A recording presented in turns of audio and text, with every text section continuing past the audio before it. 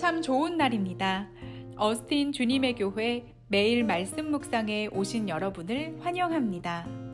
말씀을 통해 샘솟는 하나님의 은혜를 경험하시길 바랍니다. 오늘은 어제보다 더 행복한 하루가 될 것입니다.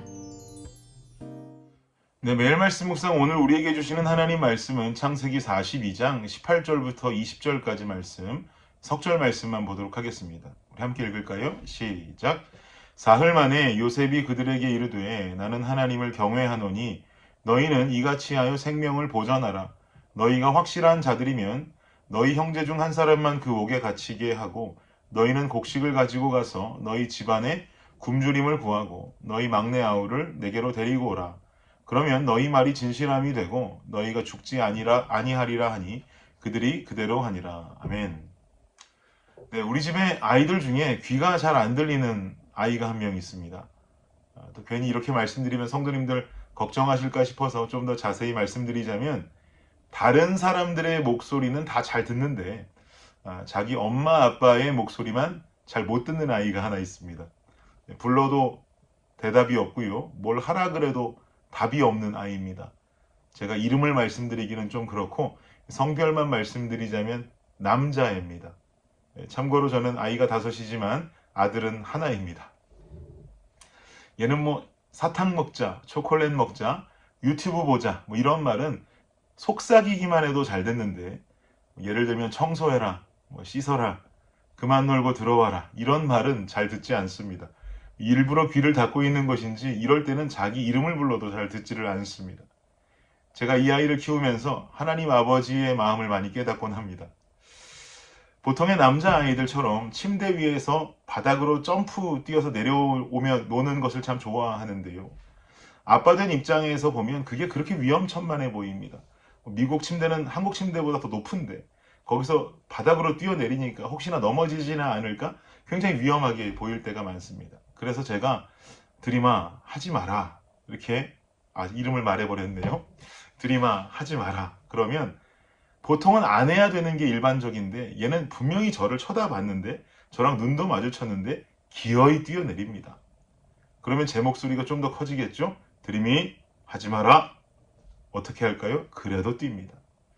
그래서 제가 아이의 얼굴을 딱 붙잡고 눈을 마주친 뒤에 너 이번에도 뛰면 아빠가 맴매할 거야 라고 그러면 그때서야 아빠 안 뛸게요 라고 하고 뛰지 않습니다. 저는 그래서 안심하고 돌아서서 거실로 나갑니다. 거실로 나가는 길에 갑자기 저 방 안에서 꿍 하는 소리가 들립니다. 무슨 소리일까요? 제가 나가자마자 기어이 또 뛰어내린 것이죠. 정말 못 말립니다. 우리 모두는 예수님을 믿는 신앙인으로 이 세상을 살아가고 있는 사람들입니다. 우리가 속한 세상 속에 거룩을 지키며 살아가야 하는 사명 있는 자들입니다. 그런데 여러분, 거룩한 성도의 삶을 살아가기 쉬우십니까? 저는 어렵습니다. 신앙생활을 하면서 거룩을 삶으로 살아내는 방법은 습관적인 죄악으로부터 벗어나는 것입니다. 잘못했다면 그 죄를 또 지으면 안 되는 것이죠. 아빠가 침대에서 그만 뛰어내려라 하면 그만 뛰어내려야 맞는데 계속 습관적으로 뛰어내린다면 이거 잘못된 것이란 말입니다. 우리는 세상 속에 살아가면서 늘 죄악에 노출됩니다. 그런데요, 잘 생각해 보면은요, 새로운 죄악에 노출되는 경우는 사실 드뭅니다.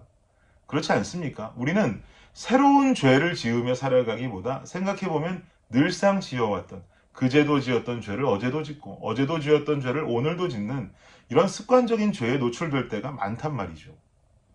내 입술로 짓는 죄악들, 뭐 술과 담배, 요즘은 뭐 음란한 것들까지도 그야말로 하나님 싫어하시는 것들에 대해서 어저께도 분명히 그 죄악에 넘어지고 자빠졌는데 바보같이 오늘도 또 넘어지고 또 자빠지더라 라는 내 인생을 발견할 때가 있더란 말입니다. 이런 습관적인 죄악들과 결별할 수 있다면 우리는 하나님 원하시는 거룩한 삶에 좀 더 한 걸음 가까워진 삶을 살 수가 있습니다. 오늘 본문 보십시오.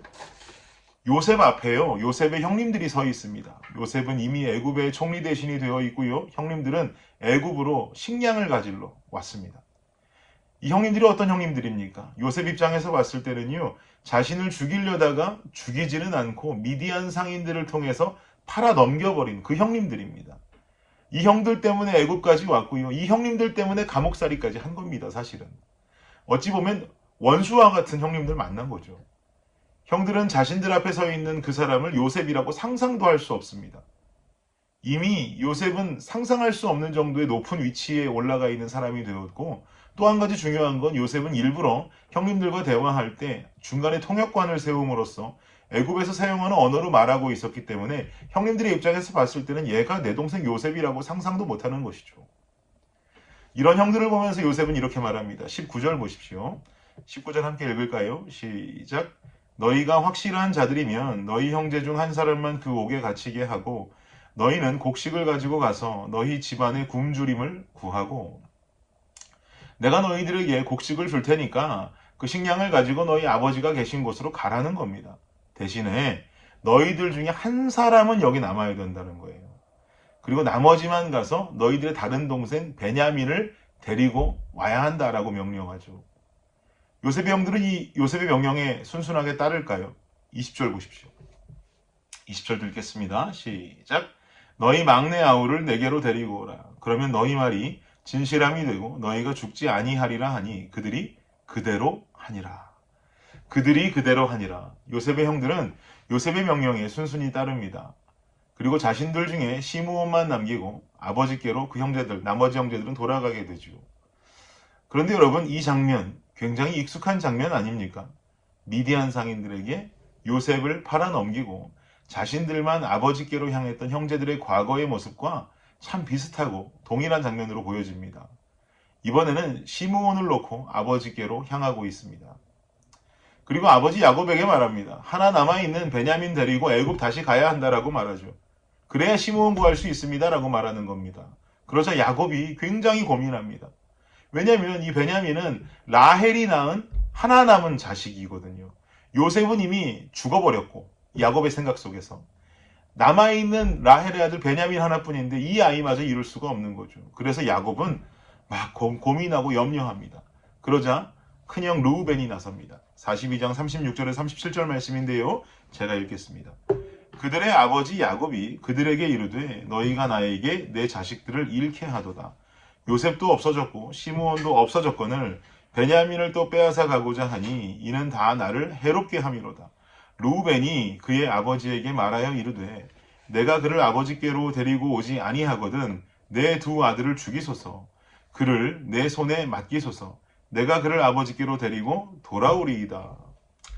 르우벤과 형님들의 각오가 대단합니다. 다시는 요셉과 같은 상황을 만들지 않겠노라는 것이죠.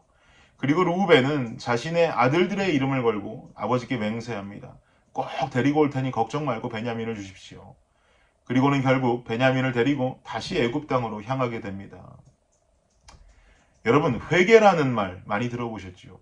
회개라는 말의 한자어적 풀이는요, 뉘우치고 고치는 것. 이것이 회개의 의미입니다. 뉘우치기만 하는 것은 완전한 회개가 아니요, 어찌 보면 반쪽짜리 회개가 될지도 모르겠습니다.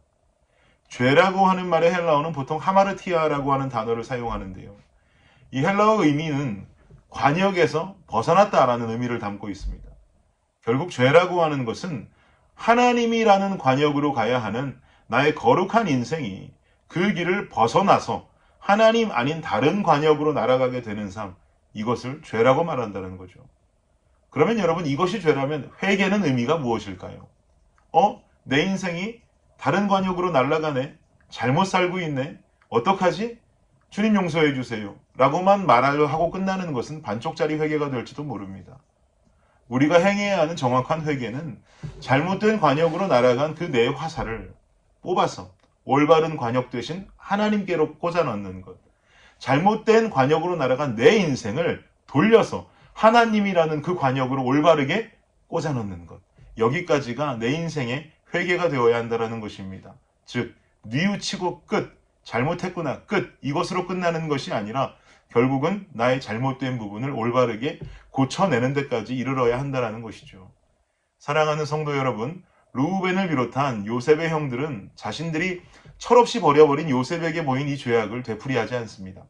어떻게든 베냐민을 이끌고 시므온이 있는 애굽으로 향하고 있습니다. 잘못했다. 철없던 시절 요셉 팔아버린 것 정말 잘못했다. 어떡하지? 이것으로 끝난 것이 아니라 두 번째 동일한 상황이 그들에게 주어졌을 때 결국 그 시므온을 버리지 않고 끝내 애굽으로 온 그 모습이 중요하단 말이죠. 여러분은 늘 어떤 죄악에 노출되어 살아가고 계십니까? 어떤 습관적인 죄로부터 벗어나지 못하고 계십니까? 술, 담배, 마약, 내 입술로 누군가를 죽이고 헐뜯고 그저께도 넘어졌는데 어제도 넘어지고 오늘도 혹시 무방비 상태로 있다가 또 넘어지실 계획이라면 그 자리에서 과감히 돌아서기를 축복합니다. 늘 뉘우치기만 하고 끝난다면 곤란합니다. 하나님은 우리에게 거룩을 원하시고 거룩한 삶은 잘못된 죄악을 회개하는 데서부터 시작하는 줄 믿습니다.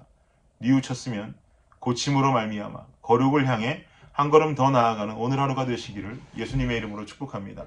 기도하겠습니다. 하나님 감사합니다. 우리 인생의 습관적인 죄악으로부터 벗어나 거룩한 삶을 살아갈 수 있는 인생이 되기를 간절히 원합니다. 잘못된 관역을 향해 꽂혀있는 나의 인생을 뽑아서 결국은 올바른 관역 되신 하나님께로 돌이키는 것, 그런 거룩을 향해 한 걸음 더 가까이 가는 나의 삶이 되어줄 수 있도록 아버지 하나님께서 인도하여 주시옵소서. 예수님 이름으로 기도합니다. 아멘. 수요일 기도 제목으로 함께 기도하도록 하겠습니다. 교육부 사역을 위해서 기도해 주십시오. 온라인 영상이 아이들에게 효과적으로 전달되도록 사역자들과 선생님들이 영혼 사랑의 열정으로 섬기도록 기도해 주시기 바랍니다. 두 번째는 구역 예배를 위해서 기도해 주십시오. 대면 비대면으로 드려지는 구역 예배가 안전하도록 구역장들이 예배를 성령 충만함으로 인도하도록 구역장들이 섬김을 통해 각 개인이 은혜와 복을 받도록 기도해 주시기 바랍니다.